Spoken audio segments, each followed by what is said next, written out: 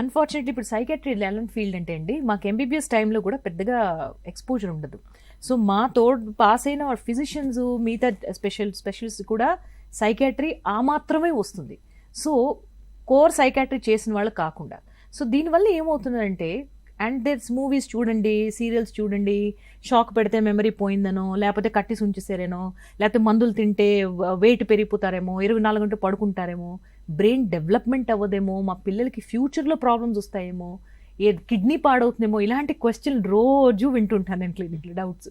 డౌట్లు అడగడం మంచిదండి. You should ask. ఎందుకంటే మీ మనసులో డౌట్లు ఉన్నప్పుడు మీరు డౌట్స్ తీసుకుంటే కదా మీకు ధైర్యం వస్తుంది, okay I can treat my child, పర్వాలేదని. సో ఎంటైర్ సైకాట్రీ సబ్జెక్టే ఒక స్టిగ్మా ఉంది. దాంతోడు మనం ఎక్కువ మనసుని మాట్లాడుతుంటాం, ఏదో అది మన కంట్రోల్లో ఉన్నట్టు. మనసుకు వెనకాల కూడా బయాలజీ ఉంది, అది మెదడులో ఉన్న నరాల వల్ల, దాని కనెక్షన్ల వల్లే మన బిహేవియర్ ఉంటుంది అన్నది చాలా మందికి తెలియదు. నేను ఏ మాట మాట్లాడినా, నేను ఏ ఎమోషన్ ఫీల్ అయినా, నేను ఏ యాక్షన్ చేసినా కూడా దాని వెనకాల biology of the brain is involved. So అది నార్మలైజ్ అవ్వని దాకా మనం ఏ మోటివేషనల్ టాక్ అయినా, ఎలాంటివి అయినా, ఇవన్నీ నేను చెయ్యాలి అని మనం అనుకుంటాం.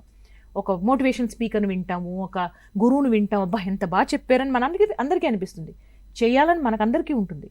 కానీ కొంతమంది బ్రెయినే కోఆపరేట్ చేస్తుంది, కొంతమంది బ్రెయిన్ కోఆపరేట్ చేయదు. ఎందుకంటే everybody's brain biology is different. అది మనం ఏ రోజు యాక్సెప్ట్ చేస్తామో సైకాట్రీ మీద ఉన్న స్టిగ్మా మొత్తం పోతుంది.